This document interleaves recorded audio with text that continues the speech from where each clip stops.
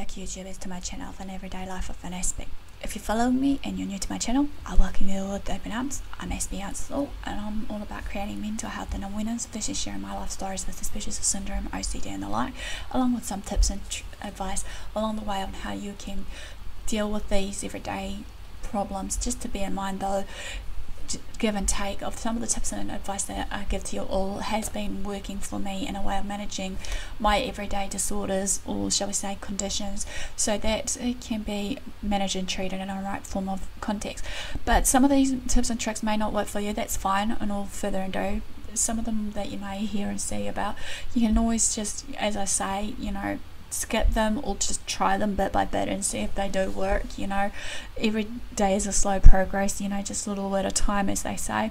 So in further ado, also guys, just to bear in mind also while I'm here, is that I do some other bits and pieces on my channel as well, but I'm just going to hopefully take a break from some of the ones that I wanted to share with you all that was close to my heart based on my Beauty from Ashes, especially right now, and turn it back into the Aspergers and Autism Help Central playlist things right now, so that hopefully we can get enough information out there to you all that are maybe seeking out some of this sort of information that you so desire. So basically what I have covered so far, even though some of the listings will be in the obviously above the video hopefully about it, or even in the link of the playlist for you guys to look through of what maybe you're looking for to make it easy access for you all.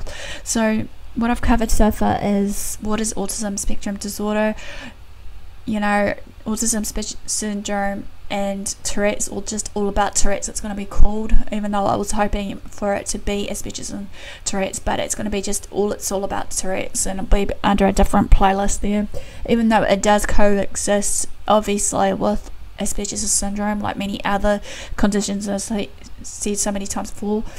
Also, I've done about autism and sarcasm, and now I'm all about autism and jokes, or understanding jokes.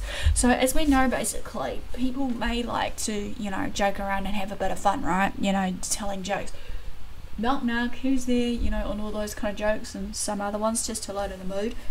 I'm just hoping basically that today with what I'm sharing we can understand each other, that many of us may not be able to understand jokes for us people on the autistic spectrum, but then again everyone is different. So when you come and meet some of the ones that are on the spectrum, it's best to just put your best foot forward and actually talk to them and actually see where they roll and all this as well, because as I say that I'm different again obviously from different people. But as we know, basically Hans Asperger's, obviously as I shared before in the very beginning, was the scientist who researched and discovered Aspergers syndrome in young children basically, as well as autism. He quoted that the people with Asperger's has such a complex mind, however, and that they wouldn't be able to view the world in a similar way basically like neurotypicals in such a peaceful way, however, because obviously in our world being autistic is different in the way of our wiring of our brain and how we act and whatnot, like any given for anybody, however, with different conditions here on it. Okay, just to bear in mind though, however, people with Asperger's and autism will have a bizarre and outrageously strange maybe connection, you may call it, to the world around us and our mindset basically, as well as we aren't forever being able to gather information and process it, especially when it comes down to jokes, however, or sarcasm, as I shared before, especially as we know for a well-known fact that most Aspies will take the time, or most things, as I say, really literal to the fact that to come home, especially I'll admit I'm one of them that will probably take it literally and not be able to understand the joke, for what you say. Some of it may not make sense to me, and I'm sure as how many other autistics can vouch up with me as well, that it obviously shows how fun of a time trying to differentiate if you're joking or not, or being sarcastic or not. Sometimes we may not know what's real and not funny, or what's funny, as we do tend to struggle, as I said before, with the body language and cues. However,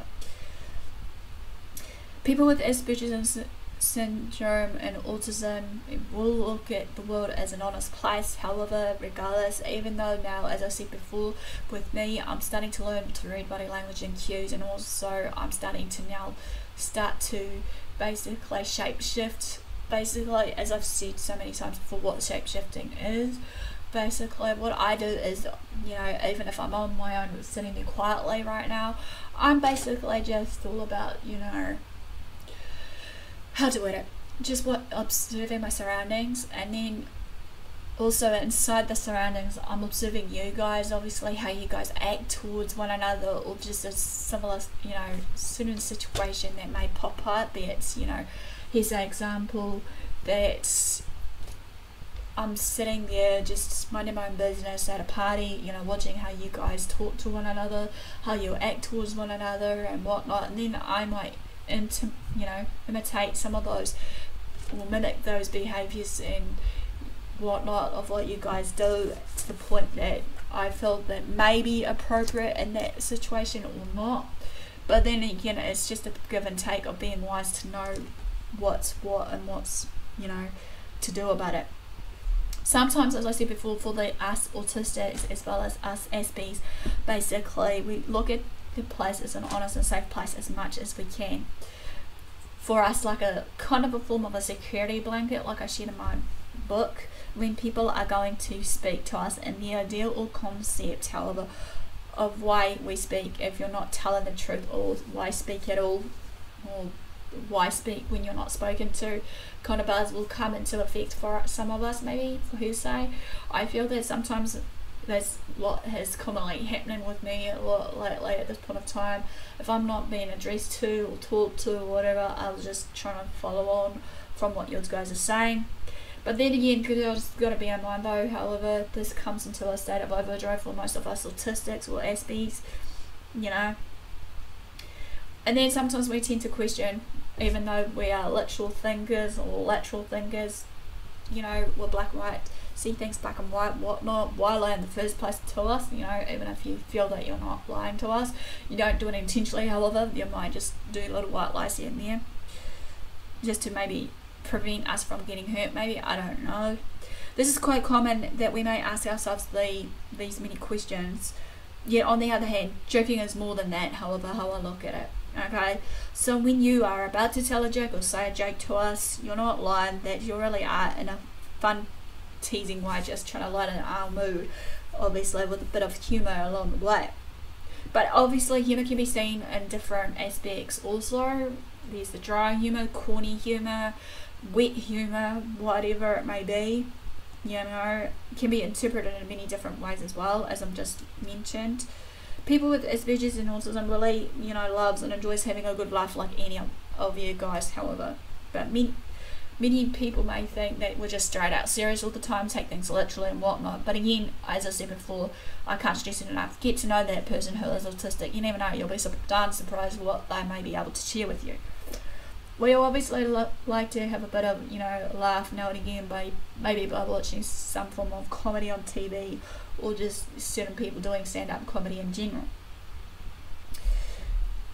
Sometimes for me, I like to watch a comedy that I feel that is, you know, good for, you know, for our soul, good for us laughing, because as they say, laughter is good medicine, right? Right. I try to my hardest just to laugh, even if it's not funny. Like I said, I'll mimic your guys' behaviours by just doing that shape shifting, however. And when and if I can, when I do deem appropriate and when it deems fits for me to laugh, however, at that right time, however. I might then here say, if you want to know more about me when it comes down to you guys trying to tell jokes with me, I might not get the joke, but I'll just tend to shrug it off and laugh with yous, you know, and then maybe, you know, try not to think too much about it at that given moment of time, or try to ask, you know, for another way of you guys to clarify for me, even though it's kind of hard, obviously, when people think I just tend to kill the joke, put it nicely. Sometimes now and again I will try to make a joke myself, however, many people may not see that with me, but I do. Sometimes, you know, I guess it can be funny sometimes when people make jokes, But many people with autism will like to make jokes, as I said, and may try to clown around with you, like you got neurotypicals trying to clown around us, you know, when you're with us. There are some autists that are out there that are comedians, however, stand-up comedians, and do jokes in different form of medias, as well as shows that we know and love. Obviously, the most common one is classic Sheldon Cooper, or another one is Boy Meets Girl or something, or Girl Meets World or something. I can't remember the actual TV series. I used to watch it a lot as a little girl. There's a girl there now.